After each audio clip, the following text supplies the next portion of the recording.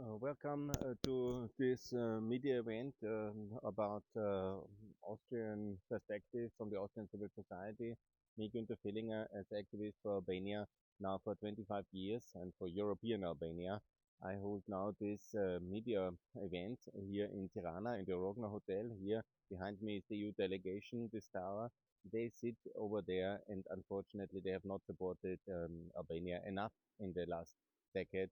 It was this concept of stability, of keeping everybody somehow distant, and it worked insofar very badly that also the socialist government of the last 10 years has really not performed very well because both of them were just simulating EU integration. Albania is nevertheless quite advanced country now and it's ready for the European Union, but the the kind of concept which would really make the difference, anti-corruption, the Euroization has not been done. And we have still a very big problem with corruption. I explained it in all my videos now. We have now the situation that the Europeans and the Americans have allowed Rama for 10 years to be in power in this country. They have supported him from 2013 to win that election against, I would say, the significant majority of the people, and they have still thought it's necessary for a change. And I agree on that argument. It was necessary after 2 months to have changed, and it's now necessary after 2.5 mandates to have changed in Albania. And my dear friends from the international community, the same argument you used in 2013 to so massively support the opposition back then is now true to support the opposition of today. And it is the situation that it has changed, and you have messed up the situation, my dear diplomatic friend, and you messed it up very badly. And now I'm coming here to tell this, and I think after you have seen what is in the McGonigal investigation, it's quite obvious and clear that we are in a deep no return point in terms of international diplomatic efforts here to gerrymander the Albanian politics. And we should now work, of course, with the opposition leader, with Mr. Berisha. It may have his positive and his negative sides. You can see a lot of it in my various podcasts. But definitely is now the leader of the opposition, and also we need to support him. It's very clear. And everything else is, I think, a bit of an illusion. And this is what we need. One macchiato. Yes, I have also to order something. So it's wonderful, and I'm really wonderfully happy about all these things.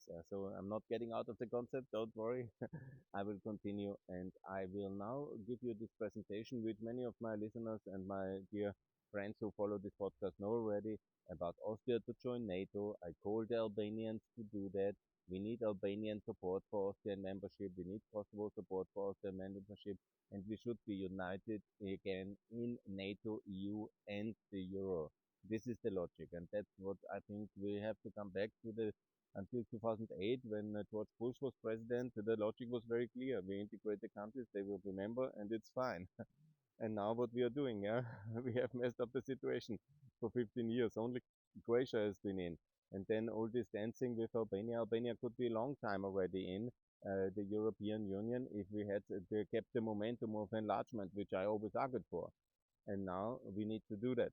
I'm obviously as well for the free trade agreement with America, for the opening of the labor market of Austria, for all the EU candidate status, obviously for Albania as well, and for Kosovo. And we need to end this nefarious way which we have started to somehow block enlargement. And that was the big mistake. Yeah. And Albania needs enlargement, it needs membership. And the argument, again, I repeat it, it's very clear. The euro is the tool against corruption because once you have euroized the financial market, the currency, you have already given and transferred a lot of power to the European central authorities, and that's very good so. So the euro is essential. Additionally, what we need to do, of course, also be in NATO, because you see exactly what happens when Austria is neutral. It starts to work together with Serbia and with Russia and with the Russian agent Orban, and then we see exactly the situation. And we see it also in this case with Deripaska, where Deripaska is buying influence via the Albanian former communist networks in the United States and via his Strabag investment in Austria and its subsidiary here in Tremor Engineering in Albania, and that's very unfortunate connects, yeah, which we can see very openly now, and this is really dramatic. So what we need to do is enlargement, unity as the answer to the Russian war. I go today to socialist Albania and I see nowhere a Ukrainian flag. They made the one street in front of the embassy. That was in March. That was good. The Ukraine street. And outside that, on no public buildings, I see a Ukraine flag. Go to any other country in Europe, beside Austria again, and then you see it. And probably not in Serbia. I understand that. Even the anti-Putin Russians get beaten up by the Russian Serb extremists. Yeah? So that's the situation. And so we are in that situation.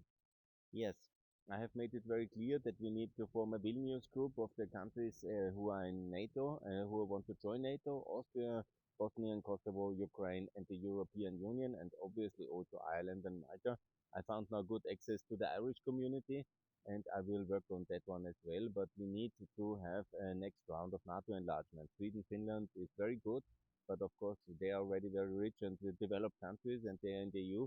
So we need to go to secure the fragile periphery of Europe, and that's very important. The border countries to the hostile states, Russia, and obviously also to this fragile, dangerous Serbia. And we don't need to appease Serbia. That's absolutely the wrong policy. Yes, what I'm calling for is a assisted, supervised, and limited EU membership.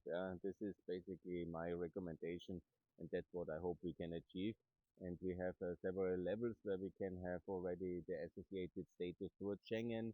We can have also the end of the Russian energy imports, and we have the euro for all countries, and we have obviously the fight against this this Schengen,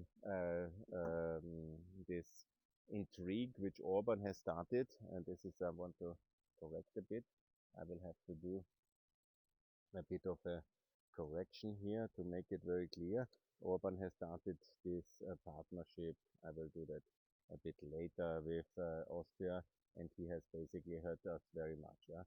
So what I'm hoping obviously here is to make it very clear that we have to isolate Serbia. That's very important. We have to isolate Serbia completely. We have to work against Orban, who is doing all these massive interventions in Austria and Croatia against us, and that's of course extremely important.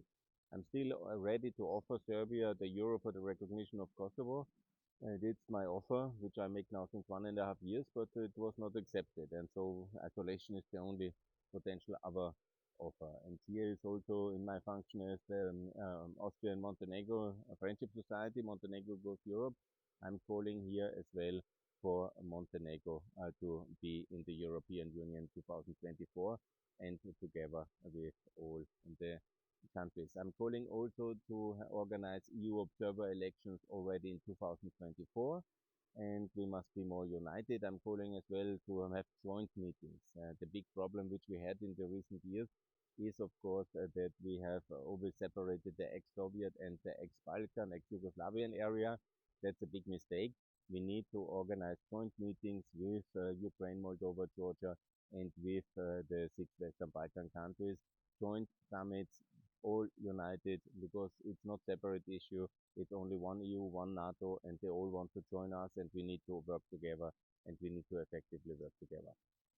Then I'm also working for all political groups to be represented in all five major political parties. That's of course a big thing, and that's also my podcast and other things. And then I will also today call for a stronger Austrian-Albanian relations again, because that's very important. We have this 110 years friendship, and we have this cooperation. Of course, there were also terrible phases in our 110 years. That's part of European history, and I apologize for all the terrible things. Also, the Albanian history was very terrible, obviously, with its communist past, but now we have to overcome it, and we have to be united in NATO. We have to be united in the European Union and in the Euro and in all other institutions, obviously. And we need to be fully united. And that means there should be no difference between Albanians and Austrians in the European Union anymore. And we need to achieve that as fast as possible. If it takes for full membership 2029, I'm ready to accept it, but no longer. And this is what we need to achieve. And that's what I'm calling for. And that's why I'm trying now to revive the Austrian-Albanian society, and I will work very actively to achieve this goal. And I will also be successful in transforming the Austrian society because what we need to do is to join the West. I will make next week this press conference, so-called West integration of Europe, and this is exactly what I'm going to do. And now, please support all these efforts, support this, subscribe this channel, and I will keep you posted and updated about the developments in Albania, in Austria, and please support EU enlargement, NATO enlargement, Euro enlargement, Schengen enlargement, OECD enlargement, and please let us support Ukraine to win this war. Also, Albania, by the way, can do a lot to supply military equipment to Ukraine, and this is what you should do. I will also call for that, and more to come from Pax Europiana. Bye. Thanks a lot.